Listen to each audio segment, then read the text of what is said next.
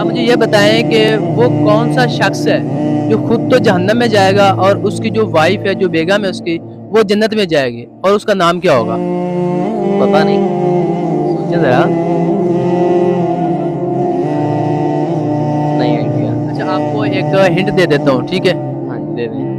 वो जब जन्नत में जाएगी तो किसी नबी की बीवी बनकर जाएगी। ये हिंट दे देता हूँ आपको, आप तो जवाब बताना। बन के जाएगी।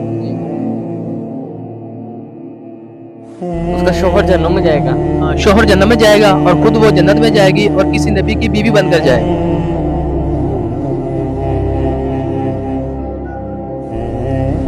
ये है हजरत वो यूसुफ अलैहिस्सलाम की बीवी जैसी।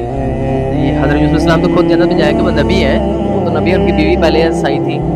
पहले वो नॉन मुस्लिम थी, उसके बाद हुई थी, इस्लाम कबूल किया था। मेरा सवाल है कि शोहर जन्नत में जाएगा, बीवी जन्नत में जाएगी। और जन्नत में जाएगा।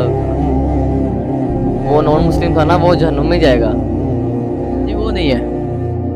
पता नहीं, फिर आप बता दें। मेरे नाज़रीन, आप बताएं इसका जवाब क्या होगा?